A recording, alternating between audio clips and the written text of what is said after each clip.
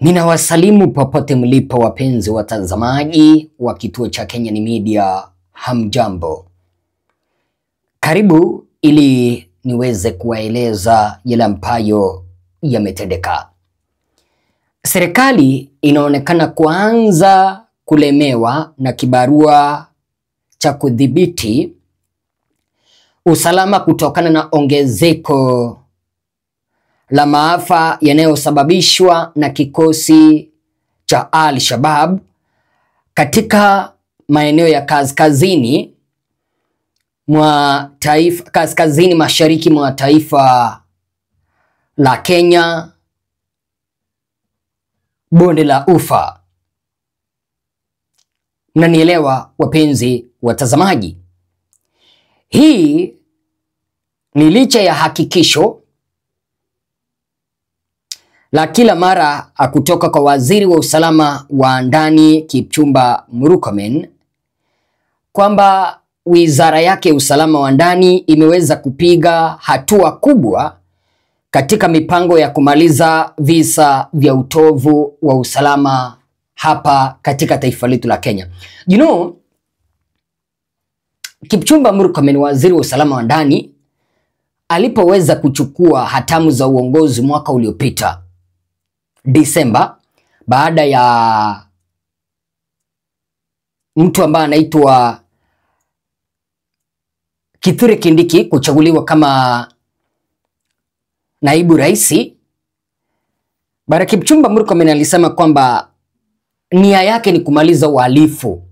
Kwa hivyo akasema kwamba serikali pamoja na yeye wamepiga hatua za kuhakikisha kwamba watamaliza kitu ambacho kinaitwa uhalifu katika taifa letu la Kenya, pamoja na mauaji ya wananchi ambao wanauawa na wanamgambo wa Al-Shabaab pamoja na bandits. Mfano, siku ya Jumapili tarehe 23 mwezi wa Machi mwaka 2025,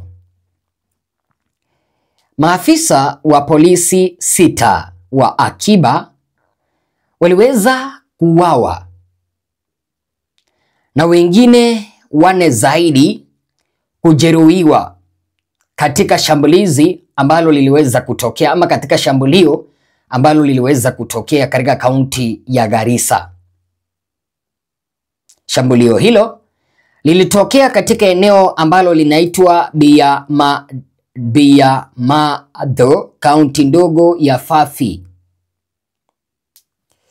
mahala ambapo naibu kamishina wa kaunti ndogo hiyo Bwana Naftali Kojo alikitaja kitendo hicho cha saa 11:30 alfajiri kama kitendo cha kutisha. Nimekueleza kwamba hayo yametokea siku chache tu baada ya waziri Kipchumba Murkomen kusema kwamba serikali pamoja na wizara yake ya usalama wa ndani wameweza kupiga hatua za kuweza kufanya nini wapenzi watazamaji? Za kuweza kuimarisha usalama katika taifa letu la Kenya. Naomba uweze kunisikiliza vizuri, ndiposa utaweza kujua kwamba Kipchumba Murkomen, waziri wa usalama wa ndani, amelalia masikio, amelala kazini na hakuna kazi ambayo anafanya. Polisi hao 6 wa akiba ambao waliweza kuuawa upande wa Garissa na kikosi kinachoshukiwa kuwa cha Al-Shabaab, kitendo hicho cha wao kuuawa kinakuja wiki moja baada ya kushambuliwa na kuuawa kwa mhudumu wa bodaboda na abiria wake katika kaunti ya Mandera wiki jana. Unaona, wiki jana last week, abiria mmoja pamoja na mhudumu wa bodaboda waliweza kushambuliwa na Al-Shabaab na wakauawa. Na hayo yote yanatokea chini ya uongozi wake Kipchumba Murkomen kama waziri wa usalama wa ndani. Aidha, kisa hicho cha jana ama juzi cha maafisa wa polisi 6 wa akiba kuuawa kinatokea mwezi mmoja baada ya machifu 5 kuvamiwa na kutekwa nyara na wahalifu wanaodaiwa kuwa wanachama wa Al-Shabaab katika eneo la Elwak, siku moja kabla ya ziara ya Rais William Ruto katika eneo hilo. Mnakumbuka wale machifu 5 ambao waliweza kutekwa nyara? Waliweza kutekwa nyara kipindi cha waziri wa usalama wa ndani Kipchumba Murkomen. Hatua gani hizi ambazo ameweza kuchukua ili kuweza kuimarisha usalama tangia kitendo hicho kilipoweza kutendeka? Hakuna. Amezembea kazini, amelala kazini. These are the incompetent cabinet secretaries ambao Gen Z walikuwa wanataka waende nyumbani. Maafisa hao wa utawala walikuwa wakisafiri kwa gari aina ya Alton Wagon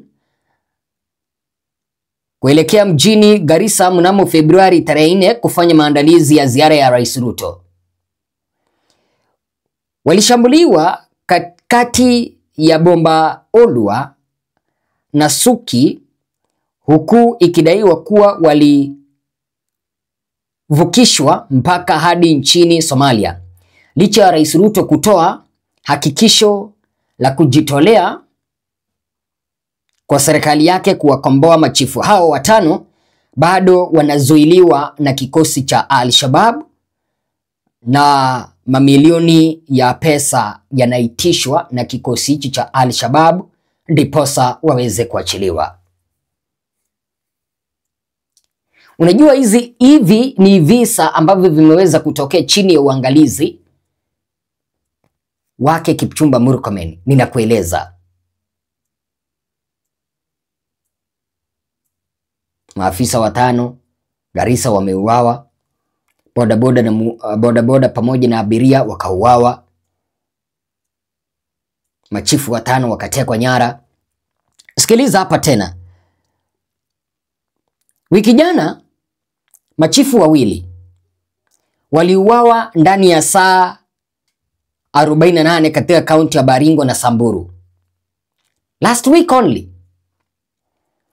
Katika kisa cha kwanza, naibu chifu wa kata ndogo ya Kongasis, eneo bunge la Tiati Baringo, aliuawa na majangili wenye bunduki mnamo Ijumaa.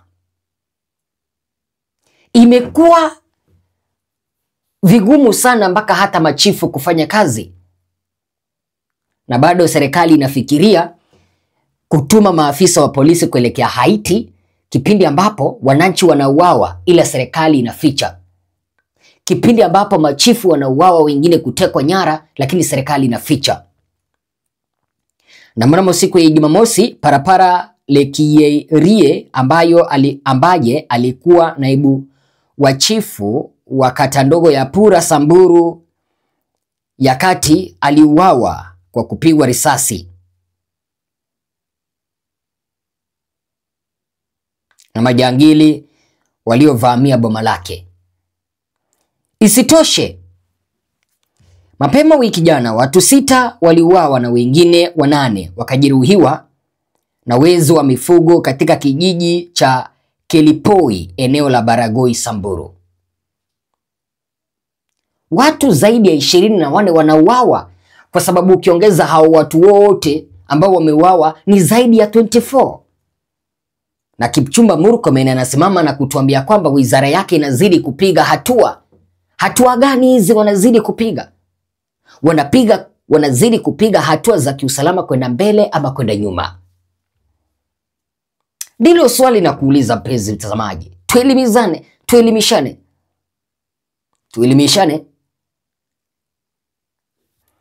Because there's no way tunaweza tukatuma maafisa wa polisi kutoka nchini Kenya waende kulinda amani upande wa Haiti, kipindi ambapo Samburu, Baringo, Mandera, Garissa hakuna usalama wa kutosha. Kipindi cha kampeni, Mheshimiwa Ruto alisema kwamba endapo wananchi watampea kura, hayo ndio mambo ambayo atayavalia njuga. Ameyavalia njuga kweli? Both the Cabinet Secretary for Interior and the President are incompetent. See you in the next video.